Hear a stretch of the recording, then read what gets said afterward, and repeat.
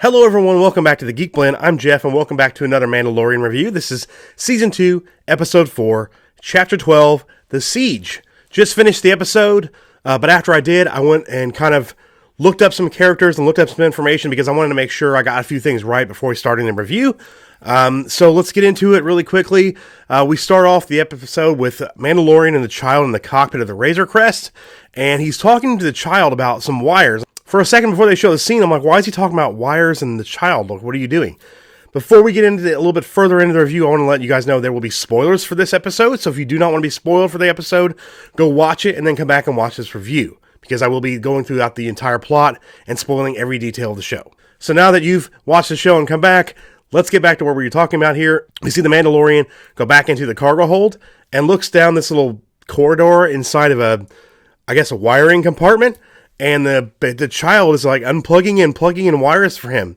He's like, no, plug that one in where you pulled that one out. And he's like, don't let him touch. Plug that one in where that one was. No, plug that one in where that one was. No. And then, of course, the child touches it and shocks the shit out of himself. Again, at the beginning, I'm thinking, why are you talking to a child and having him fix your ship? It was some cute Baby Yoda moment. I know. It reminded me of Baby Groot from Guardians of the Galaxy 2. A little bit like, no, don't do that, do this kind of thing. And it's a child. It can't understand what you're saying, of course. So it's just a little bit of a cutesy moment for people who want to see Baby Yoda, a.k.a. the child. So we come back to Navarro. We see some creatures that resemble Ponda Baba from Episode 4. These creatures are called Aqualish, I believe is the name of their creature. I looked it up to make sure, and there's a bunch of them. Look like they're looting the old Mandalorian hideout on Navarro. And then, of course, Cara Dune comes in, hicks the shit out of all of them, saves this little rat creature thing from being eaten by these characters. This action scene was pretty good. I like how she kind of came in and kicked all their asses, and she did some cool moves, and she had one on her back as she was going towards it, so she was using it for like a human shield kind of thing. I really liked the action in it. It was a pretty good little sequence to kind of reintroduce us to Cara Dune and what she can do. We cut to the Mandalorian on the Razor Crest coming into the landing zone on Navarro. And as he's landing, we do see Cara Dune and Greef Karga approaching the ship to greet him. Now, Greef Karga is played by Carl Weathers. Carl Weathers actually directed this episode. And I will say off the bat that the direction in the episode, it actually looked really well done. Cinematography was good. The directing was really good in the episode. I thought he did a fantastic job. So, Mandalorian gets off the ship, and they're like, hey, your ship looks like shit. You need to get it fixed. He's like, well, yeah. So they have the ship get fixed for the Mandalorian. He's like, let's go in town and talk a little bit, talk business. And of course, they Gucci goo over the child and like, oh, hey, how you doing? They wanted to see the child because the child's cute. Now, there is a point where one of the workers who's working on the Razor Crest turns around and looks at our characters walking into town. And immediately I was like, okay, that's going to come into play later. And it does. We'll get to that at the end of the episode. So they go into town. Mandalorian notices stuff has been fixed up quite a bit. And they're going into what looks like the old bar that was shot up from the end of the first season, where they were hiding out, and then they escaped through the sewers tunnels to get out of there. And they get ready to walk in the door, and he's like, I'm surprised this building's still standing. And Cara Dune says, wait to see the inside. They go inside, and a protocol droid that looks like C-3PO is teaching a class of children. So they have this new town set up. Children are being taught. It's kind of coming together as this new town, this new little area in the Outer Rim, and this new settlement. So they tell the Mandalorian they need his help. Since he's getting his ship fixed, he probably has some time to spare, so they need his help with something, so let's go talk some business. And he's like, let's leave the child here in the class. And he's like, no, the child goes with me at all times. And Greef Karga says, this is not going to be a place for a child. Let's just leave him here. So they take him up front and sit him in one of the school's desks in the school. And of course, all the kids are like, oh my God, what's this? It's a child, blah, blah, blah. And then, of course, we see there's a kid next to the child in the class eating what looks like some cookies out of a little roll, like tinfoil roll container. And the child's like, puts his hand out, like, give me one of your cookies. And the kid's like, no. And then, of course, the child uses the Force to take the cookies back to himself. We don't see it. It cuts to seeing the cookies and the kid's looking at the ahead of the classroom. Then he looks down to get the cookies again, and they're gone. You think one of the kids in the classroom would have saw the kid use magic to pull cookies to him. But no, it's just some cutesy scene where we get Baby Yoda using the Force, which was, I thought, pretty fucking stupid. We go into another building, and Horatio Sanz is playing the Mythrol character from the very first episode, the very first bounty that the Mandalorian captured in the pilot episode. He gets really scared when he sees the Mandalorian at first, but then Greef Karga says he's paying off his debt. Basically, he's going to have to work for 300 years to pay off his debt if he wants to pay it off. But he's doing like ship manifests and like things like that for them on the planet, on this new settlement. A funny little moment, and he's with them the whole time, kind of like a C-3PO in the background while they're in these action sequences, basically is what it is. They tell the Mandalorian that there is an Imperial settlement or an Imperial like factory that's still active on the other side of the planet. They show the planet Navarro pulled up. There's like this green area. They say this is the green zone. This is a safe zone. They rotate the planet and then they show where the Imperial like base is. And they say it's still active. They say there's probably a few troops in there, but they need to go shut it down and so they can get the Empire completely off the planet so this planet can be theirs and Navarro can be free. So they all take a speeder out to this Imperial base, which is in a canyon where the lava would usually flow through. They get out, they go up to this old door. It's like an elevator that goes up to the top of the base because the base is at the very top of the canyon, and the Mythrol cannot get it to work. So the Mandalorian flies up. We hear him beating up a couple of people. Then all of a sudden the elevator door opens and they go up. And he's got 2 or 3 dead stormtroopers. He said, only a few troops, huh? I'm like, there's only 2 on the floor. That could be all of them for all we know. The Mythrol sees this transport ship. I forgot what it was called, but we do see it in the trailer. We see Cara Dune driving it, so we know we will be getting to that here shortly. The Mythrol's like, that's really cool. We need to take that. And they're like, no, we're going to get out of here. And he's like, what a waste. They open a hangar. They see a ton of like speeder bikes, Imperial speeder bikes. They go inside the hangar. They walk around. They take the Imperial officer. Cara Dune like chokes him until he passes out. They shut down all the security cameras so they can go basically get through the base without being noticed. As they walk farther in the base, they notice more and more Imperial guards, like stormtroopers. They also take this little cylinder. It's a code cylinder, I guess. I forgot what he called it. But it can hack all the doors or open all the doors. It's probably like some kind of master key, like a skeleton key for the entire base. They take it from where they choked out the Imperial officer. So Mythrol uses that to open every single door. Now, we do get to a point where we're going to basically shut down the facility. Now, do we remember in episode 4 where Obi-Wan shuts down the main reactor on the Death Star? We get that scene where he's walking around that little platform and that reactor station there to shut it down. We get the same thing here. Another member-berry shot here on the Mandalorian. We get quite a few of those. This one was pretty cool. It was okay to see it where it is. It made sense for what it was doing in this spot on the base. It was going to shut down the entire base, basically blowing it up. But I saw that. I'm like, okay, member berries kind of thing. But it was kind of cool to see. So they have the Mythrol walk out on there. And of course, he's not Obi-Wan. He does it on the Force. So he's like, you need to walk out there. There's no guardrails. And they make him do it anyway. Every time he like bitches about something, Greef Karga's like, I'll shave another 30 years off your debt if you do this. Like every single time he says he doesn't want to do it. He's like, I'll shave this much time off your debt. Or this much money. I'll shave this off your debt, blah, blah, blah. It kind of gets old after a while. So they shut that down. They go back in the base and they start encountering more troops. They shoot more of the stormtroopers. They get to a room with 2 science officers. You can tell because in the very first season of The Mandalorian, we meet Dr. Pershing, who has the Camino logo on his shirt. The one that is taking the child and is doing the experiments on the child when the Mandalorian goes back and rescues him. We see 2 of these characters with those same things. As soon as they see them, they're like, destroy this. Don't let them see what we're doing here. They destroy the panel. And then they shoot at the Mandalorian and company. And of course, the Mandalorian and company kill the 2 officers. Well, scientists. We see Bacta tanks with a bunch of different creatures that look like they've been through shit and back. All deformed and shit looking. And I'm guessing they're probably trying to clone. And then we get our first real discovery about what they were doing with the child. They find a hologram of Dr. Pershing. He says the replicated results were met with catastrophic failure. And we're like, replicating? What is he replicating? And then he talks a little bit more. He says, I highly doubt we'll find a donor with a higher M count, though, when he talks about using the blood in these donors.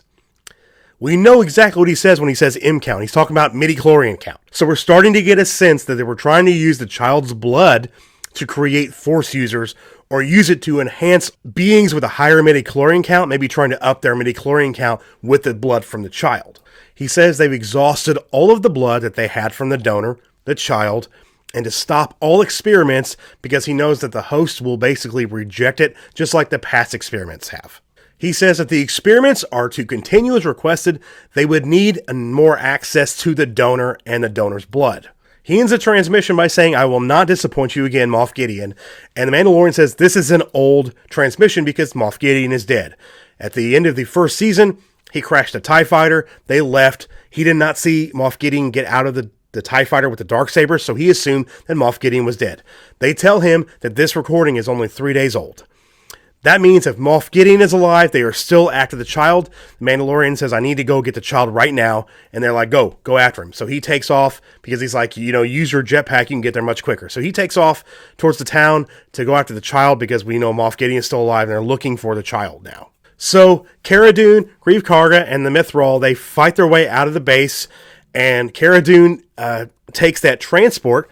They go to leave the bay, the docking bay, and they shut the doors. The stormtroopers shut the doors on them. So she turns around and launches the speeder off of the cliff and goes down. And they're like, "What are you doing? That's just stupid."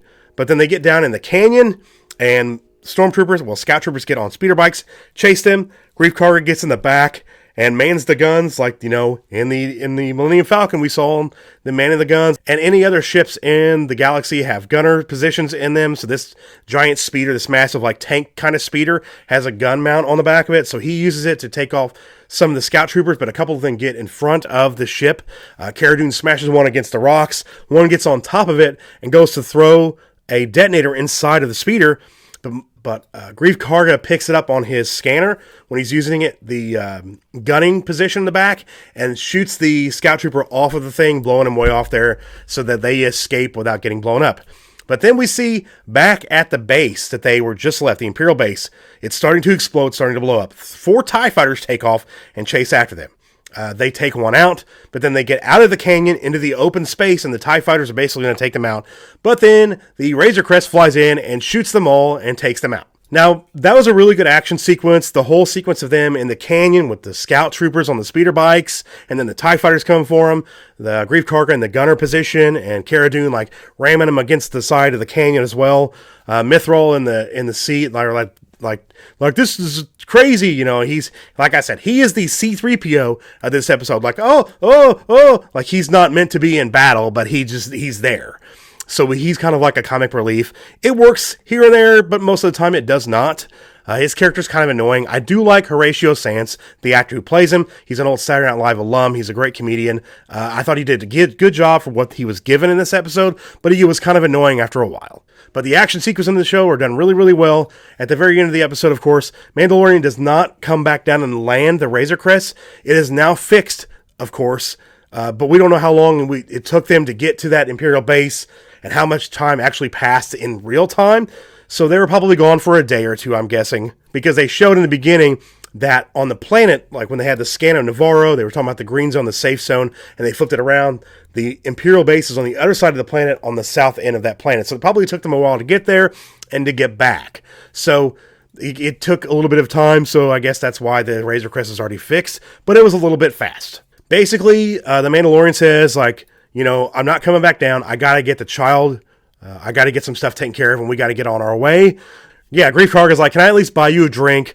And Mandalorian's like, "No, I got some stuff I got to take care of." And the reason they're taking off, because now that Moff Gideon, and he knows Moff Gideon is alive, they got to get out of there before he comes to this base to figure out what the heck happened, because I'm guessing he will. At the end of the episode, before we get our reveal at the end, we see 2 X-Wings parked outside of the city here on Navarro, and we cut to basically it's the Captain Carson Teva is one of the X-Wing pilots that was talking to the Mandalorian in Chapter 2 this season. Well, I'm sorry, in Episode 2 of this season, Chapter 10, played by Paul Sun Ha-Young Lee is his name. He's the character who's being played this rebel pilot. And he's a captain, and he's talking to Grief Karga basically about what happened here. And he's just, giving the runaround basically. He doesn't want to give any information to the New Republic pilot. I said Rebel pilot, but it's from the New Republic, of course. And he asks about the Razor Crest. Our scanners here don't know pre-Imperial from post-Imperial, so there was no Razor Crest here. And of course, he knows he's lying, but he leaves anyway.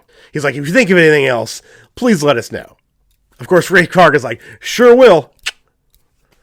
On his way out, he runs into Cara Dune, realizes she's a shock trooper. It's like, your record is really, really impressive. You should come join the New Republic. She's like, I'm not going to join up with the New Republic, basically is what she says. He brings up that she's from Alderaan. So we find out that she is from Alderaan, and he asks her, did you lose anybody? And she says, I lost everyone. He's like, well, I'm sorry for your loss. And that made me think a little bit. They know Alderaan, what happened to Alderaan, what the Death Star did to it. But they don't know Jedi, well, like Luke Skywalker, or what he did in Return of the Jedi. All the stuff that's happening in the sequel trilogy and the show, there's so much contradictive mess with their canon, their own canon. They really don't know what they're doing on the show or in the sequel trilogy. They really didn't know how to connect their own canon. There's a lot of contradictions in the books, in the comics, in the movies, and in the show, especially including stuff from the Marshal in Chapter 9 and the Aftermath trilogy in the beginning of the season. There's a lot of lore problems, a lot of their own canon problems, but we knew that. So what a lot of people are thinking, I'm not sure this is a possibility, but I do think that they're going to basically retcon the sequel trilogy and make it its own thing, its own alternate timeline, and kind of tell this story going forward and make this the main canon. And, some of the books and the comics here and there are canon, but some of them aren't. Well, it's so confusing with all the stuff that they contradict. It really is. And it's unfortunate because you can tell they don't know what the hell they're doing. And going forward, they really need to figure something out. You can tell that Cara Dune is kind of figuring out, or in her mind thinking, do I want to join? Do I not want to join? When he leaves, she's kind of like turns around, watches him go. And you can tell she's contemplating or wrestling with an idea of what she wants to do in her mind. But I'm guessing she's probably going to stay here and be the Marshal. That's what she's called on the planet. In the beginning, when she took out those Aqualish creatures, they say, oh, it's the Marshal. She's basically the sheriff of this town. Now, we see an Imperial cruiser. This is, I'm guessing, Moff Gideon's transport. Now, I told you in the beginning, there was one of the repairmen on Navarro that looked back in a really weird way when our characters were leaving the Razor Crest. And it's because that character works for the Empire. And he says the device has been planted as you requested. He put a transponder on the Razor Crest. So now they can track the Razor Crest, which means Moff Gideon can follow the Mandalorian to see Ahsoka Tano on Corvus. So we're probably going to get some kind of conflict down the road with Moff Gideon and Ahsoka Tano with the Darksaber. She's got lightsabers. We're probably going to get some kind of fight. I'm guessing. Because I know that in the marketing, like before the season came on, when they were interviewing Giancarlo Esposito about his character Moff Gideon, he did talk about a fight, like a lightsaber battle in the show coming. And I believe it's going to be him versus Ahsoka or him versus another Force user. Cut to the end of the episode. This Imperial officer that was talking to the hologram of the spy on Navarro goes into a chamber with Moff Gideon, and behind him there are these trooper-looking things. I can't remember what they were. We saw them, I believe, in either Rebels or the Clone Wars. I cannot remember what they were called.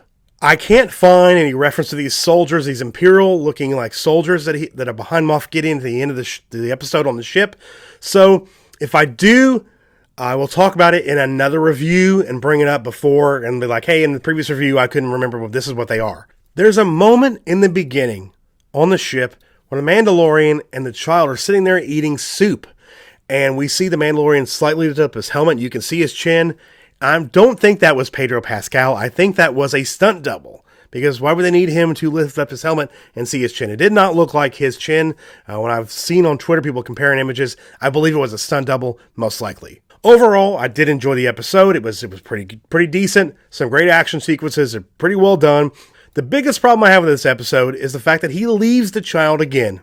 Yes, he thinks Moff Gideon is dead. Yes, That's true, but we don't know that the bounty hunters are still not looking for the child. So he's even said in this season he can't stay in one place for very long. So the fact that he keeps leaving the child alone while he leaves to go do something is very frustrating, because this is an asset he's trying to get back to its people. He's been charged by his garrison, the Mandalorians that he was with, to take the foundling to its people. This was what his mission is. This is the way. This is what he needs to do. But he keeps leaving it by itself every time he has to do something. I get that he's going to a mission. I get that. But maybe at least keep it close to you. Build something for your back, like a backpack you can put the child in that's made out of Beskar or some other bulletproof stuff. Maybe to take him with you, because either that or he dies without you. Wouldn't you rather him die with you than die without you? Like, it doesn't make sense to me, but those are a few of my qualms with the episode. But other than that, it was pretty decent. Like I said, the action was good, acting was good, the directing was good, cinematography was good, the music worked really well. There were some okay comedic moments, but the rest of them did not work with the Mithril character. Like I said, it's the C-3PO out of place character in the background is what it was. But that is my review for Episode 4, Chapter 12, The Siege, Mandalorian Season 2. Hope you guys enjoyed the review. What did you guys think of the episode? Did you love it? Did you hate it? Let me know down below in the comments. I always like hearing from you guys. Also, if you want to know more about my review on this, and you want to see more discussion about it, go over on Raging Rhino's channel this morning in a couple of hours. We'll be doing Rhino's Casual Rage. We'll be doing a breakdown of this episode and getting more into the details of the episode and getting more into an in-depth discussion. This is just my basic review, but we will be doing a lot more on that. So I will leave a link in the description for that if you guys want to go check it out. Leave a like on the video, it really does help us out. If you're new to the channel and you like what you see, want to see some more, hit the subscribe button and hit the bell for notifications so you can stay up to date on everything we release here on the channel, including these episodes of the Mandalorian reviews every Friday. Links in the description, of course, for my social media, our Discord, and all the ways you guys can support the channel. You can become a member, you can do Patreon, you can do Subscribestar, and different ways down below you can support the channel. We would really appreciate that. I want to say thank you to all of my current channel supporters. All your names will be scrolling below me, and they're always going to be at the outro at the end of the video. And of course, your names will also be in the description with links to your Twitch, your Twitter, or your Facebook, or your YouTube channel. Whatever you want me to link, it's down below. I'm Jeff. This is the Geek Blend, and if you geek about it, we speak about it. I'll see you guys on the next video. Have a good day.